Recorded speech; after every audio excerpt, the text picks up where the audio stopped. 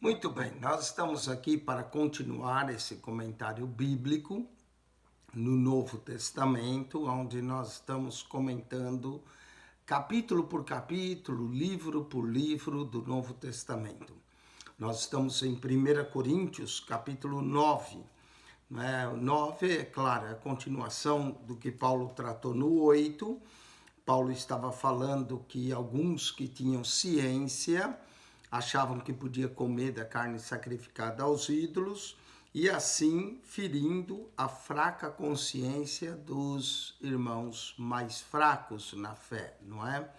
E dessa forma Paulo diz que eles pecavam contra Cristo por causa dessa liberdade que eles não queriam sacrificar, a liberdade por amor ao outro irmão, a pessoa atentar para o que ela está fazendo, não é?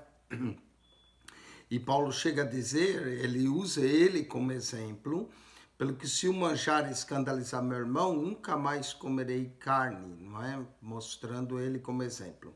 Agora o capítulo 9 é a continuação desse assunto. Paulo diz assim, não sou eu apóstolo? Ele era apóstolo, né? Ele é uma pergunta que ele faz. Não sou eu apóstolo? Não sou livre? Ou seja, Paulo não era um servo, escravo, ele era livre. Não vi eu a Jesus Cristo, Senhor nosso? Ele fala da experiência da sua conversão, quando Cristo lhe apareceu. Não sois vós a minha obra no Senhor? Note que a igreja de Coríntios tinha sido fundada pelo apóstolo Paulo. Então ele era o apóstolo, ele era um homem livre, ele tinha visto a Jesus e ele era o fundador daquela igreja, a igreja de Coríntios. Paulo chega assim a dizer, se eu não sou apóstolo para os outros, ao menos eu sou para vós, não é?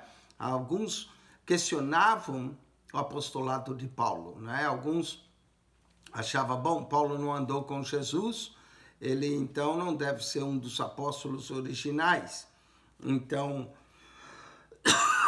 nesse questionamento do apostolado de Paulo, e ele, como ele era questionado, ele disse, eu não sou apóstolo para os outros, para aqueles que estão questionando, ao menos eu sou para vós, porque vós sois o selo do meu apostolado no Senhor. O selo do apostolado de Paulo no Senhor era a própria igreja de Coríntios, né? A igreja de Coríntios era o selo desse apostolado de Paulo no Senhor Jesus Cristo.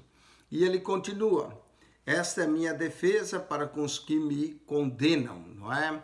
Então a defesa de Paulo, olha, a igreja, os irmãos aí, são o meu apostolado, são o selo do meu apostolado. Ele tinha fundado essa igreja, não é? Então essa é a minha defesa para os que me condenam. Não temos nós direito de comer e de beber? Paulo também tinha os mesmos direitos que os outros tinham, e ele agora vai se comparar com Cefas. Até então, Paulo não tinha mencionado nada de Cefas na carta. Nós sabemos que havia 4 grupos na igreja.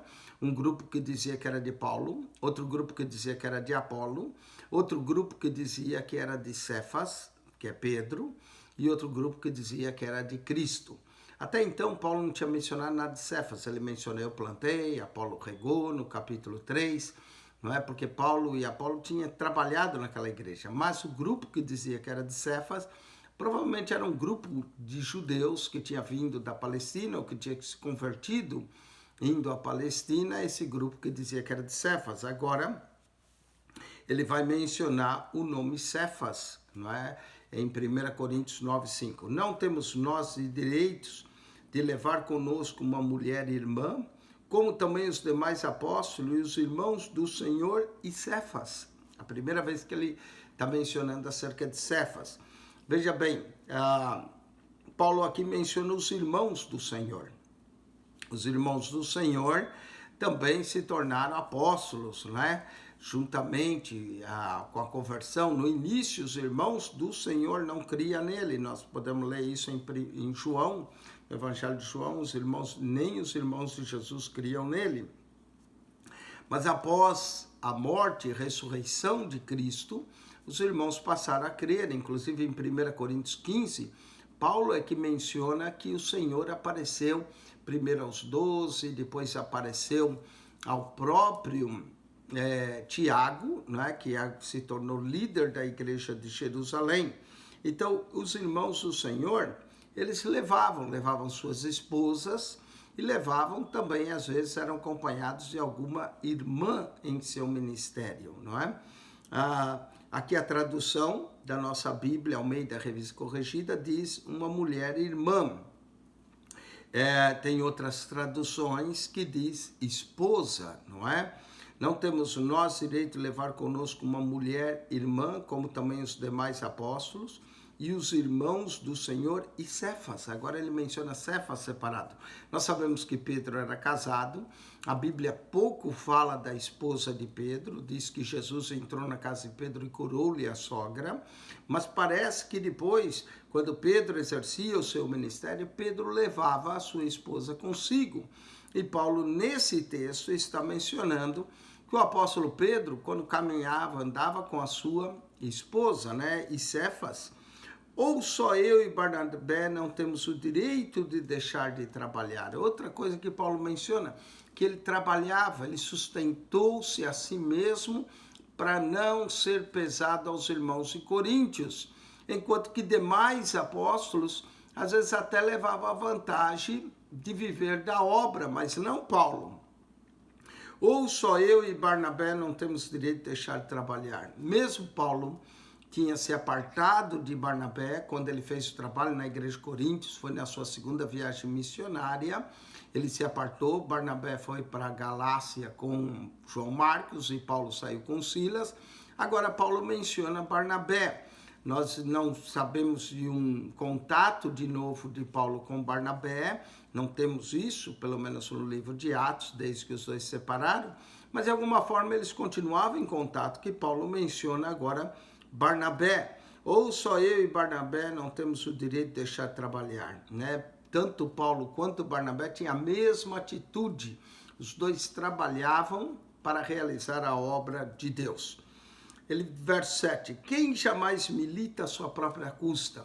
Nós notamos que aqui Paulo está defendendo o seu ministério e mostrando, através disso, que todos esses direitos que ele tinha como apóstolo, não é? Que era de receber salário como os demais e andar com uma irmã ou esposas como os demais tinham, que Paulo abriu mão de tudo isso por amor ao evangelho. Nós vamos ver, né, no texto, ele fez tudo por amor ao evangelho. Então Paulo mencionava que qualquer sacrifício que nós fizermos por amor aos irmãos, por amor ao evangelho, é pouco comparado com os grandes sacrifícios que Jesus fez por nós, né? Mas Paulo está falando do direito que o Senhor falou, né? Digno é o obreiro do seu salário.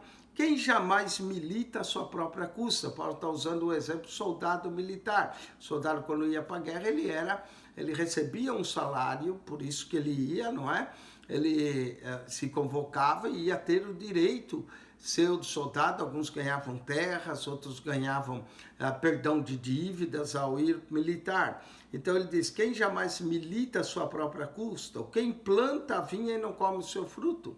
Não é? Todo mundo que planta uma vinha normalmente vai comer do fruto, ainda que ele pode vender ao resto da vinha para poder produzir vinho, mas ele come do seu fruto. Ou quem apacenta o gado e não come do leite do gado, não é? Aqui seria o certo, não bebe, né, do leite do gado, mas o texto aqui, a tradução ficou, não come do leite do gado, porque dá para comer do leite do gado se produzir queijos e outras coisas, não é? Digo eu isso segundo os homens, ou não diz a lei também o mesmo? Paulo vai mencionar esse texto em alguma de suas cartas, em 2 Coríntios também ele menciona, né? Porque a lei de Moisés está escrito, não atarás a boca ao boi que trilha o grão, né? Normalmente eles punham o boi conforme ia naquela moinha, não é? E alguns queriam ser para que o boi não comesse do debulhado milho, porque era comum cair pedaço de boi comendo. Então os mais avarentos pegavam e punham uma coisa na boca do boi. Mas a própria lei de Moisés dizia para não fazer isso. O boi estava trabalhando, debulhando milho, e o que caía, o boi tinha o direito, né? Era o alimento também do próprio boi ao comer, e alguns tampavam a boca do boi para o boi não comer. Mas a lei de Moisés dizia, não atarás a boca do boi que trilha o grão. E aí Paulo vai fazer a interpretação que ele faz desse texto, olha só. Porventura, tem Deus cuidado dos bois, não é? Apesar de a verdade é assim, Deus cuida do boi sim, Deus cuida dos animais, mas o que Paulo quer dizer é que com esse texto, ele está se referindo a que o obreiro receba do trabalho que ele faz na obra de Deus. Ou não diz certamente por nós, certamente que por nós está escrito, porque o que lavra deve lavrar com esperança. Então Paulo diz que o texto que Moisés escreveu tem a ver com nós. Deus estava cuidando de nós e usava a metáfora do boi, não é? Certamente, Paulo diz que é por nós que está escrito, porque o que lavra deve lavrar com esperança. Qual a esperança que lavra? De colher do fruto que ele plantou e colheu. Porque o que debulha deve debulhar com esperança de ser participante, não é? Assim como aquele que planta é participante da sua colheita, da mesma forma o boi era participante da sua debulha, não é? Que era o debulhar do trigo. Assim também nós devemos ser participantes da obra de Deus quando trabalhamos para ela. E Paulo diz, verso 11, se nós vos semeamos as coisas espirituais. O que eram as coisas espirituais? A fé, a esperança, o amor, tudo isso são coisas espirituais, né? A salvação em Cristo, são as coisas espirituais que Paulo havia semeado, a palavra de Deus, a fé na palavra, o crer na palavra, o amar uns aos outros, tudo eram coisas espirituais. Será que muito de vós recolhemos as carnais? O que Paulo quer mencionar com as carnais? Que recolhamos alguma ajuda para nos mantermos no ministério.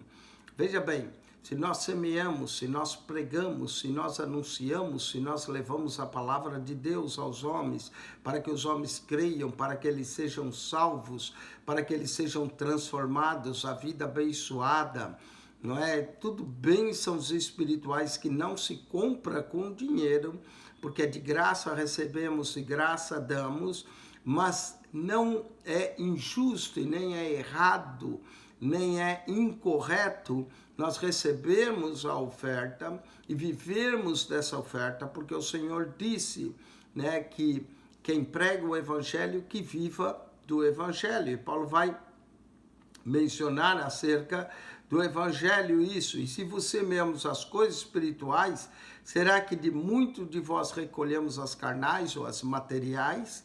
Mas Paulo está dizendo tudo isso para mostrar que ele abriu mão de tudo isso, do seu direito de receber, do seu direito de ser sustentado pela igreja por amor deles e por amor ao evangelho, né? Se outros participam desse poder sobre vós, por que não mais juntamente nós, não é?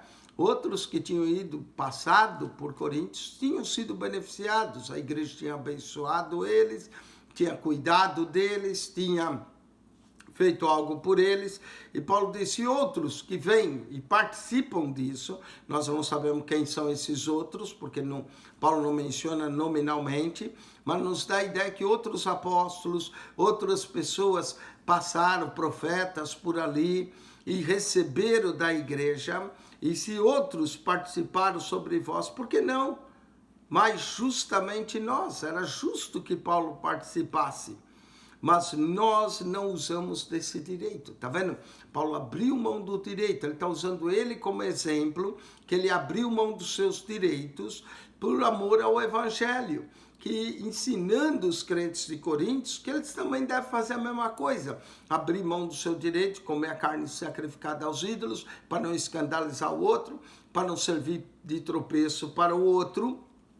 É o que ele está dizendo, mas nós não usamos desse direito. Antes, suportamos tudo para não pormos impedimento algum ao Evangelho de Cristo. Esse é o ponto de Paulo. Paulo diz que nós não devemos pôr impedimento, tropeço ou a qualquer barreira para que o Evangelho de Cristo se expanda. Não tropeço para os irmãos, não tropeço para os incrédulos, como no capítulo 6. O problema de Paulo era dois crentes levar a causa perante alguém injusto, alguém ímpio, e aí essa pessoa jamais quereria se converter. Então, para Paulo, ele menciona isso no capítulo 6, era preferível, mesmo que era injusto, alguém sofrer injustiça. E como é que um irmão poderia tirar vantagem de outro irmão? Mas se isso acontecesse, que os injustos não herdariam o reino dos céus. Paulo menciona tudo por causa, para não ser impedimento para a expansão do Evangelho de Cristo. O escândalo é um problema, o tropeço é um problema, né? Nós sabemos que na igreja não existe ninguém perfeito, mas devemos tomar cuidado com o escândalo para que as pessoas, se for para ser crente desse jeito, eu não quero, não é? Que é o que muita gente diz. Como um irmão que foi convidar outro para ir na igreja, ele falou, não, eu não vou à igreja. Por quê? Porque na igreja está cheio de hipócritas. Falou, não há problema, sempre há lugar para mais um, pode vir, não é? Então, o que acontece? As pessoas, às vezes, põem impedimento de vir à igreja. Eu conheço fulano e tal, se aquele irmão está lá, se aquela irmã está lá, eu não vou, porque ela é isso e aquilo. Isso já são impedimento para o Evangelho, não é? Nós devemos procurar não pôr impedimento nenhum para o Evangelho de Cristo. E Paulo tinha o direito de receber, mas abriu mão do seu direito para não ser impedimento algum ao Evangelho de Cristo. Verso 13. Não sabeis vós que os que administram o que é sagrado comem do que é do templo? Está falando dos sacerdotes. Os sacerdotes recolhiam as ofertas do povo, de manjares, de mantimentos para o seu comiam. Outros sacrifícios que eram feitos, os sacerdotes se tornavam participantes. Ele diz, não sabe vós que os que administram o que é sagrado comem o que é do templo? E que os que de contínuo estão junto do altar, participam do altar, né? Eles comiam do sacrifício, havia sacrifício que não podia comer, mas a maioria, o cordeiro, eles comiam do cordeiro que era sacrificado. Assim ordenou também o Senhor aos que anunciam o Evangelho que vivam do Evangelho. Assim era a ordem do Senhor, não é? Mas Paulo abriu mão do seu direito. Por quê? Por amor ao Evangelho. Por quê? Para não ser impedimento a ninguém. E se Paulo pôde fazer isso, e Paulo está usando, lembra que esse assunto é a continuação do capítulo 8.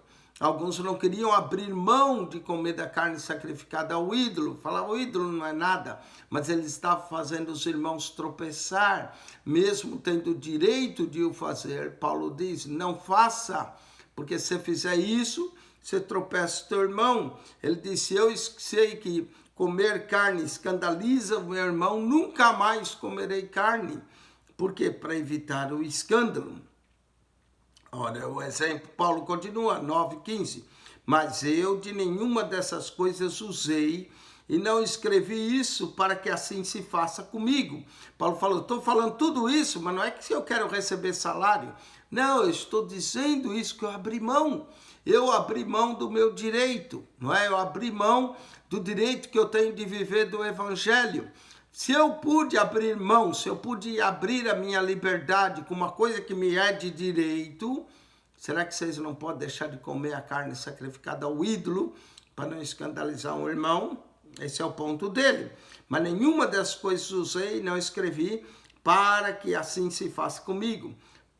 Porque melhor me fora morrer do que alguém fazer vã essa minha glória. Para Paulo, essa era uma glória, que ele pregou o Evangelho e não viveu do Evangelho, mesmo tendo direito, mesmo sendo justo, mesmo sendo do seu direito. O boi come do trigo que debulha, os que servem no templo vivem do templo, o lavrador que planta uma vinha come da vinha. Paulo deu tantos exemplos a ele, os que militam, os soldados que vão à batalha não militam às suas custas. todos recebem, todos participam. O que toma conta do gado come do leite do gado, come do gado. Então, se todos participam, porque ele não tinha esse direito? Mas ele abriu mão. E para ele essa era uma glória ter feito isso. Não é fácil, porque ele diz aqui, eu prefiro morrer, melhor me fora morrer do que alguém fazer vã essa minha glória. Verso 16, porque se anuncio o evangelho, não tenho de que me gloriar. O gloriar não estava em anunciar o evangelho, mas o gloriar estava em não ter que usar do seu direito de viver do evangelho. Porque se anuncio o evangelho, não tenho que me gloriar, pois me é imposta essa obrigação. Paulo sentia uma obrigação de compartilhar o evangelho, sentia uma obrigação de obedecer o ide de Jesus e proclamar o evangelho a toda criatura. E ele diz, e ai de mim, se não anunciar o evangelho. Nós temos uma responsabilidade, sim, para com o mundo, ser salvo, ser alcançado pelo evangelho, ser abençoado pelo evangelho é uma bênção, mas implica numa responsabilidade nossa, de todos nós, de ir e pregar o evangelho. Não é só para os ministros, esses mais ainda, mas todo crente tem a responsabilidade de ganhar almas para Cristo, de ir anunciar o evangelho. Se o evangelho te alcançou, se o evangelho te perdoou, se o evangelho transformou a sua vida, transformou o seu coração, se o evangelho te dá o direito de um dia entrar na glória eterna, você não quer compartilhar isso com alguém? Você não quer também que o outro seja alcançado, perdoado, lavado os seus pecados, para um dia estar na glória também? Isso nós temos que fazer, como Paulo disse, ai de mim, se não anunciar o evangelho. Isso me lembra o texto de Ezequiel, capítulo 3, quando Deus disse a Ezequiel, filho do homem, não é? Se eu anunciar que o ímpio vai morrer e você não avisá-lo, ele morrerá na sua iniquidade, mas o seu sangue requererei de ti. Não é? Mas se tu anunciares e ele não se converter, então não requererei de ti o seu sangue. Então, é nossa responsabilidade anunciar o evangelho. Note que eu falo anunciar o evangelho, não é converter a ninguém. O trabalho de conversão é do Espírito Santo. Nós pregamos e deixamos o resultado com Deus. Deus é que trabalha no coração dos homens, mas nós temos que pregar. Agora, se nós não anunciamos, se nós não falamos e as pessoas não se convertem, mesmo elas se perdendo, Deus irá cobrar da igreja que não falou, da igreja que não anunciou, da igreja que deveria ter pregado o evangelho e não pregou. Por isso ele diz, ai de mim, se não anunciar o evangelho. É a nossa responsabilidade anunciar o evangelho. E ele diz aqui, por isso eu faço de boa mente, faço de boa vontade, faço sem ter salário, faço sem ter motivos para fazer de salário, né? Porque alguns dizem, se eu não receber salário, eu não faço. Não, isso é ser mercenário, nós devemos anunciar o evangelho. E por isso faço de boa mente, terei prêmio, mas em má vontade, apenas uma dispensação me é confiada, não é? Qual dispensação? A dispensação da graça, a dispensação de anunciar o evangelho. Logo, que prêmio tenho? Que evangelizando, qual é o prêmio de Paulo? Ele pergunta e ele mesmo responde, né? Verso 18, logo que prêmio tenho? Que evangelizando proponha de graça o evangelho de Cristo. Evangelizando de graça, a pessoa não paga nada pelo evangelho. Cristo é que pagou o preço do seu sangue pelas nossas almas. Proponho de graça o evangelho de Cristo, para não abusar do meu poder do evangelho. Paulo tinha direito, como ele diz, de viver do evangelho, mas não abusava disso, não usava desse direito, não impunha sobre os irmãos a obrigação de ter que lhe dar um salário. Porque sendo livre para com todos, fiz-me servo de todos. Paulo era livre, mas ele fez-se servo de todos. O ministro do evangelho é um servo. era uma liderança servil. Nós somos chamados para servir. Sendo livre para com todos, me fiz servo de todos para ganhar ainda mais. O propósito de Paulo era ver o mundo salvo, era ver o mundo convertido, não é? Ele sabia que nem todos iam se converter, ele sabia que eram poucos, na verdade, que se convertiam, mas ele fez-se de tudo para com todos, para ganhar ainda mais. E fiz-me como judeu para os judeus. Ele era judeu, não é? Ele era da tribo de Benjamim. Quando Paulo estava com os judeus, ele se portava como judeu, agia como judeu, e fiz-me como judeu para os judeus, para ganhar os judeus. Para os que estão debaixo da lei, como se estivera debaixo da lei. Não é? Os que estavam debaixo da lei, Paulo também obedecia, tanto é em Atos capítulo 20, nós vemos quando ele chegou em Jerusalém, ele fez um voto, ele raspou a cabeça, como ele estava fazendo voto do próprio Tiago, que disse, olha, tem gente que diz que você não observe a lei de Moisés, então faz um voto, toma aqui um voto. Paulo raspou a cabeça, entrou no templo para pagar o seu voto, fez como se estivesse debaixo da lei, para ganhar os que estão debaixo da lei, para que os que estão sem lei, como se estivera sem lei, né? Aqueles que não tinham a lei, os gentios, Paulo também agiu como se ele não tivesse lei, não estando, na verdade, sem lei para com Deus, mas debaixo da lei de Cristo, não é? Paulo sabia que ele era um observador da lei, foi zeloso em observar, mas quando ele encontrava alguém que não observava a lei, ele também fazia de conta que estava sem lei, não, na verdade, estando sem lei, porque ele estava debaixo da lei de Cristo. Então nós temos a lei de Deus e a lei de Cristo aqui, não estando sem lei para com Deus, mas debaixo da lei de Cristo, para ganhar os que estão sem lei. Olha como Paulo fazia de tudo para ganhar todos. Verso 22, fiz-me como fraco para com os fracos, para ganhar os fracos. Fiz-me tudo para todos, para que por todos os meios chegar a salvar alguns. Paulo sabia que não ia salvar todos, mas o que dependesse dele, como judeus se fazia judeu, como os que estão debaixo da lei, se fazia que estava debaixo da lei, como os que estavam sem lei, fazia que estava sem lei. Para com os fracos se fazia fraco,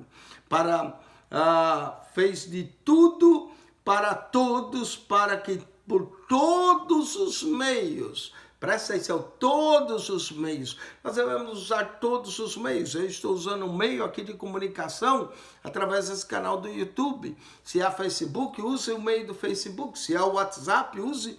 Todos os meios são válidos para salvar alguns. Infelizmente, alguns usam os meios de comunicação para falarem, para mostrar o que estão comendo, isso, aquilo, para proclamar o quanto estão felizes num passeio.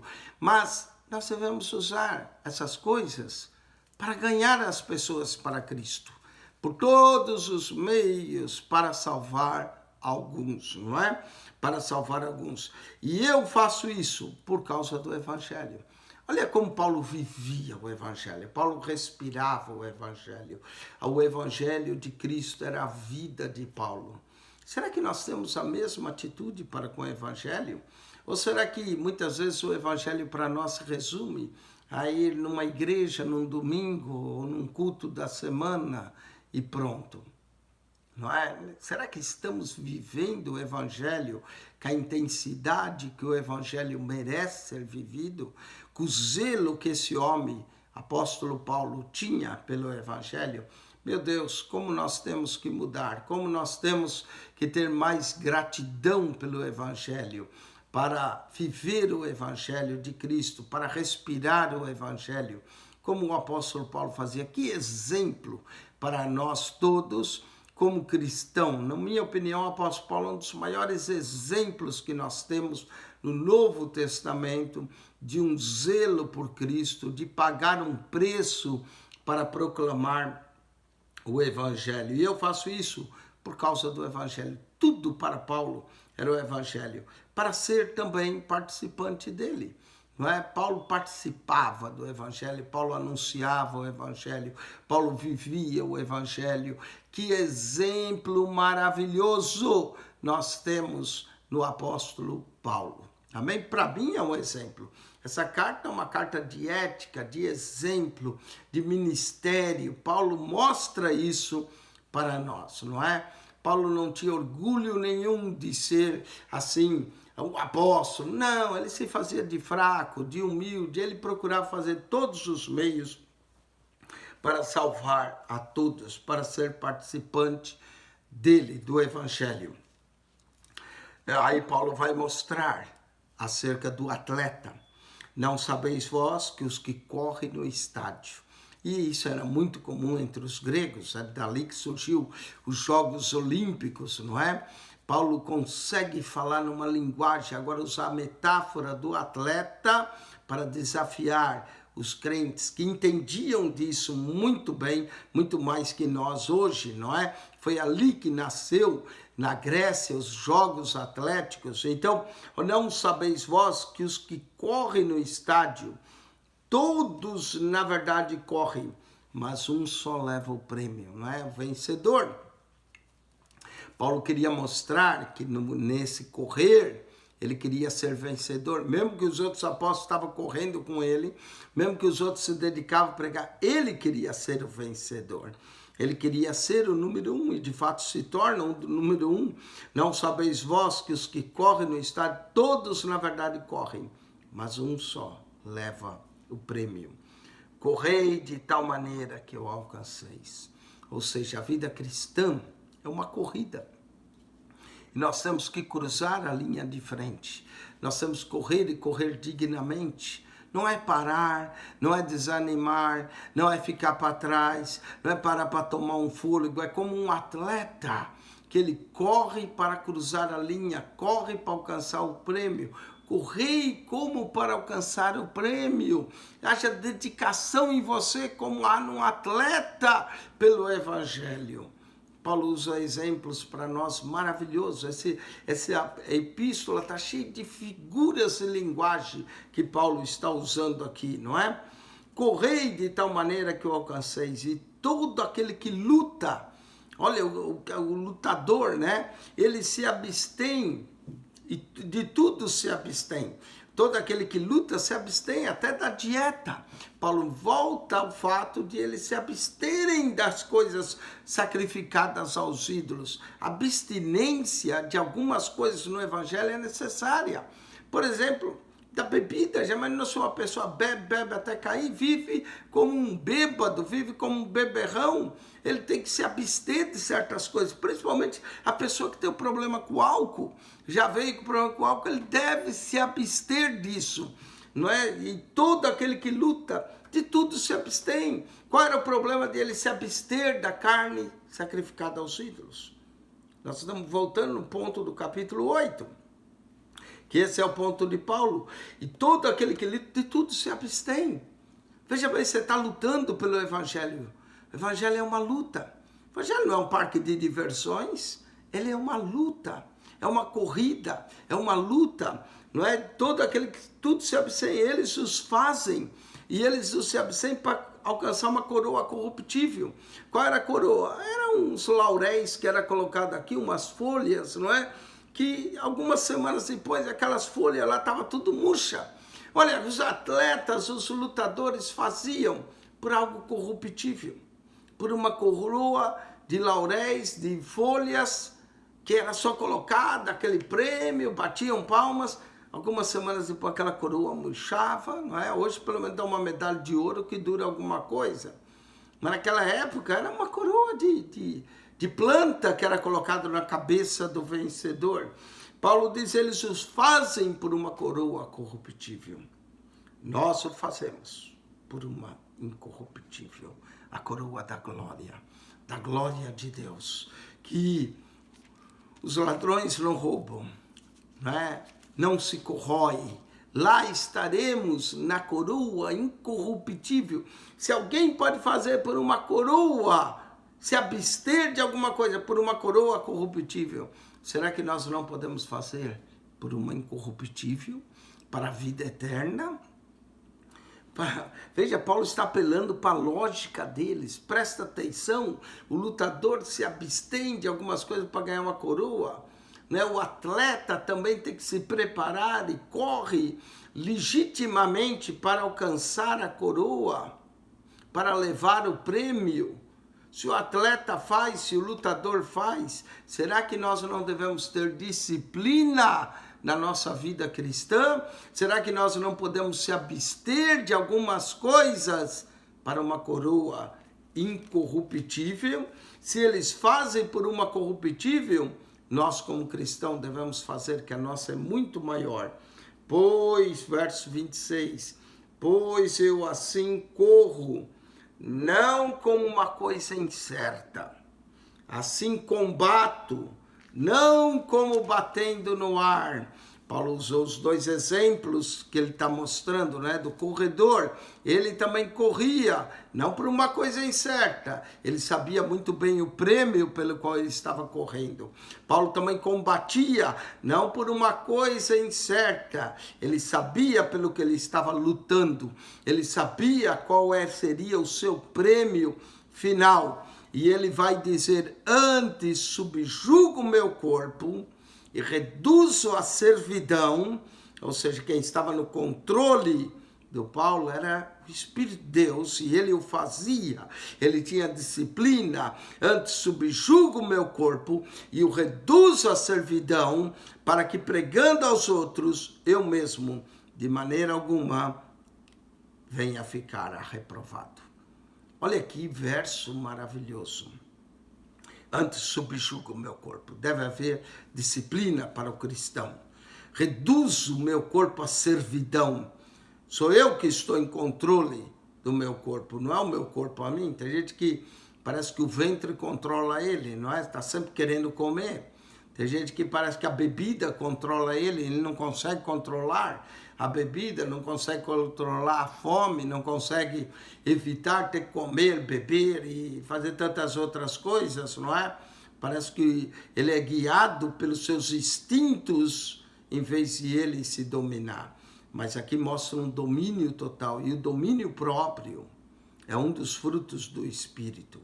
Antes subjugo o meu corpo e reduzo a servidão, para que pregando aos outros, eu mesmo não venha, de alguma maneira, a ficar reprovado. Que exemplo, não é? Quando nós pregamos, temos que notar o que pregamos. Porque tem muita gente que prega, mas não faz, não é? Aquilo, faça o que eu falo, mas não faça o que eu faço. Pregar, muitas vezes, não é difícil. Pregar, falar, tem que fazer isso. O difícil é fazer o que nós estamos pregando. Subjugar o nosso corpo, a nossa vontade, reduzi-la à servidão, para que, pregando aos outros, eu mesmo não venha, de alguma maneira, a ficar reprovado. Amém? Com isso, nós terminamos o capítulo 9, um capítulo maravilhoso, um capítulo rico, onde Paulo ensina acerca do direito que ele tinha do evangelho, da forma como ele abriu mão desse direito, por amor ao evangelho, como que ele anunciava o evangelho, como ele pregava, como ele sacrificava a si mesmo, não é? Como ele procurava agradar a todos, para alcançar a todos. Não era viver uma vida de agradar, ele queria, na verdade, agradar a Deus, mas ele fazia de tudo para alcançar a todos, não é? Apesar que ele sabia que não ia salvar a todos, ele mesmo diz, para salvar alguns. Ele sabia que era impossível a salvação de todos, mas no que dependesse dele, de como apóstolo, ele iria fazer. Ele corria, sabia pelo que ele estava correndo, ele combatia, sabia a razão do seu combate, subjugava o seu corpo, reduzia a servidão. Paulo tinha uma disciplina cristã, pregava aos outros e ele mesmo olhava por si mesmo para ele não ficar reprovado. Que exemplo? Abriu mão, ele fala desse direito, ele vai voltar a falar da carne ainda sacrificada aos ídolos, usando ele como exemplo de sacrifício da sua própria liberdade, tudo por amor ao Evangelho, tudo para salvar alguns. Essa era a motivação de Paulo. Qual é a sua? Qual é a minha? Será que nós abrimos mão de alguns direitos por amor ao Evangelho? Nos abstemos de algumas coisas por amor ao Evangelho? Vivemos e queremos anunciar o Evangelho, como o apóstolo dizia, ai de mim se eu não anunciar o Evangelho. Que esse capítulo leve eu e você a meditar na seriedade de anunciar o Evangelho e de levar outros à salvação em Cristo. Que Deus te abençoe ricamente em Cristo Jesus. Quem esteve convosco, mais uma vez, Pastor Eugênio Piacentini. Assista os demais programas, que a graça de nosso Senhor Jesus seja contigo, o amor de Deus, nosso Pai, e a comunhão do Espírito Santo. Deus vos abençoe. Amém.